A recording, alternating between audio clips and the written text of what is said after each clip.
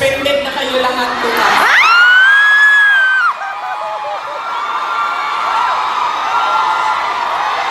Suspended kayo, suspended.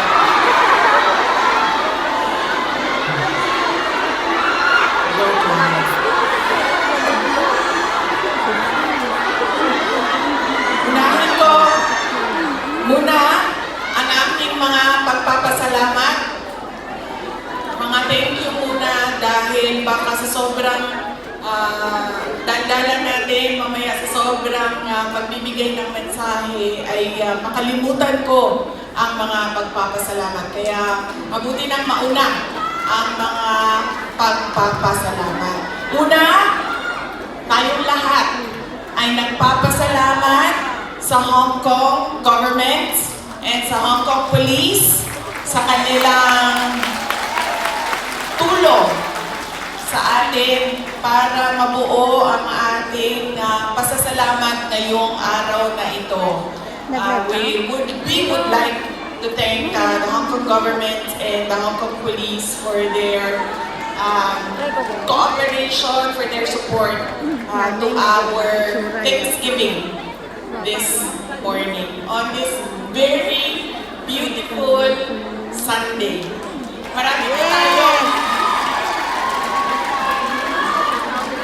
Marami tayong mga kababayan na nandoon sa labas at lahat ng mga first-timer na nakakita sa akin.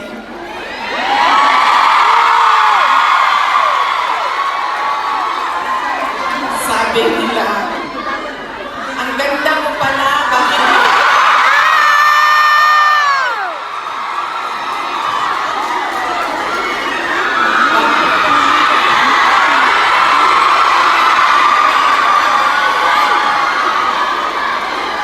bakit ay, Macau! Hello! Maraming salamat!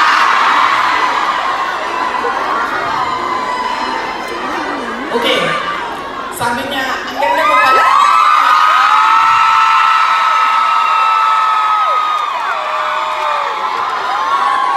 Bakit mo makanshrek sa mga picture mo sa internet? Sabi ko sa kanya, sabi ko, ma'am, basta Pilipina, maganda talaga yan. Now, hindi ko lang alam sa mga Pilipino, sa mga lalaki natin, pero sigurado ako sa mga Pilipina ay maganda. Dahil, ano ang ating proof o evidence sa buong mundo na maganda talaga ang Pilipina? Ilan ang Miss Universe natin? Apat ang Miss Universe na winners ng Pilipinas. Kaya, ibig sabihin, global ang beauty ng Pilipina. Kaya, bago ang lahat, sabihin niyo sa lahat ng kaaway ninyo, Pilipina ako, maganda ako.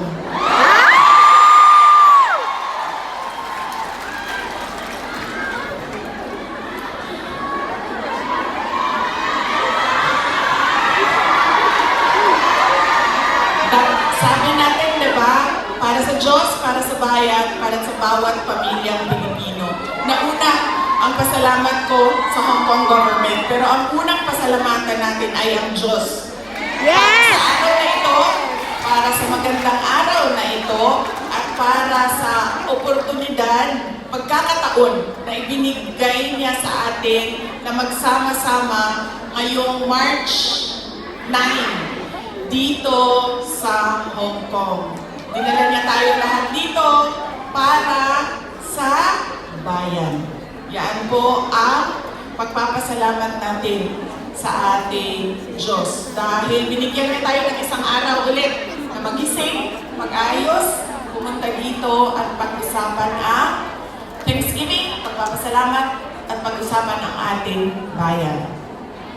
Ang sunod na pagpapasalamat ko ay hindi ko isa-isahin yung mga pangalan dahil baka may hindi ako mabanggit at magtampo. So, isa-isahin ko lang ang mga grupo na kailangan natin pagpasalamatan. Unahin ko muna ang Kingdom of Jesus Christ.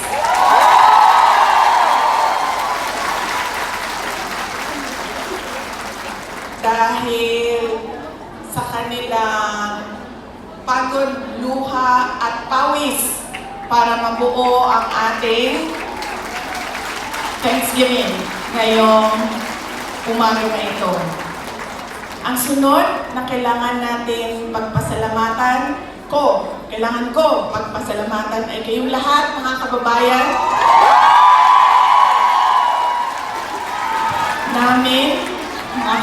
namin dito sa, ang iba galing pang Pilipinas.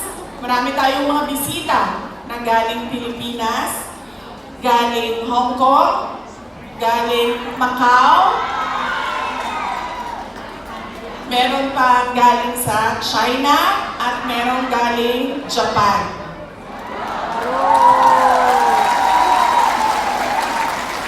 Maraming salamat sa inyo dahil ibinigay ninyo ang oras ninyo ngayong araw na ito. Madami sa inyo kailangan maglaba. Kailangan mag-plancha.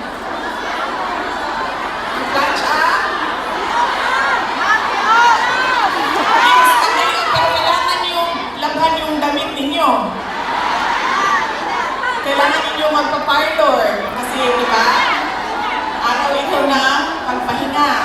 Kailangan maglinis ng inyong bahay. Kailangan magpa-pedicure. Di ba? Kailangan magpa-dentista. Dahil araw ito ng pagpahinga. So, kailangan ayusin lahat ang sarili. Para sa sarili. Pero, binigay ninyo ang oras ninyo at araw ninyo ngayong umaga na ito para sa atin. Kaya maraming salamat sa inyo lahat.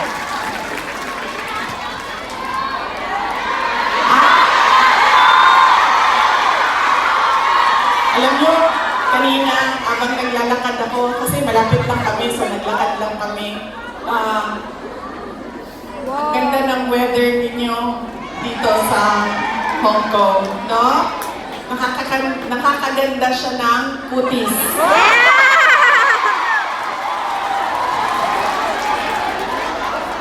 Anong sabi namin na nakatira sa Pilipinas at yung mga nakatira sa mga kababayan natin sa Middle East?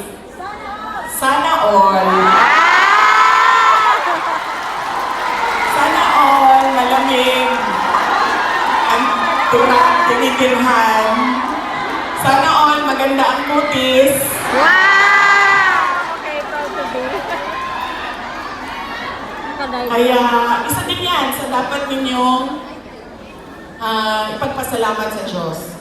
Nandito kayo sa lugar na hindi magulo, maganda ang klima, at lalong-lalo na nandito kayo dahil meron kayong hanap buhay. Hindi natin gusto na umalis ang ating mga kababayan sa Pilipinas.